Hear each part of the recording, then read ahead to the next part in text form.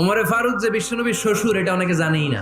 ওমরে ফারুক রাদিয়াল্লাহু তাআলা আনহু বিশ্বনবীর শ্বশুর ছিলেন, এটা আজকে নতুন শুনছেন। কে কে হাত তোলেন?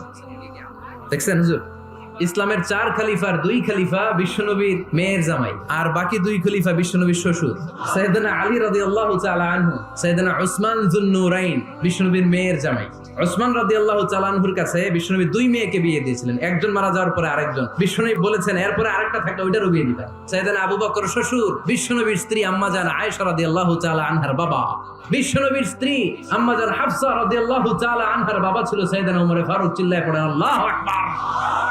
জান্নাতে যত নারীরা যাবে, নারীদের সর্দারিনী হবে সাইয়্যিদাতুনা ফাতেমা রাদিয়াল্লাহু তাআলা আনহা। এই ফরিদপুরের যত ইয়াং স্টারেরা তোমরা যারা জান্নাতে যাবে, তোমাদের লিডার হবে সাইয়েদনা হাসান আর হুসাইন রাদিয়াল্লাহু তাআলা আনহুমা। আর বয়স্ক মুরব্বীরা যারা জান্নাতে ঢুকবেন, আপনাদের লিডার হবে সাইয়েদনা আবু বকর আর সাইয়েদনা ওমর ফারুক রাদিয়াল্লাহু তাআলা।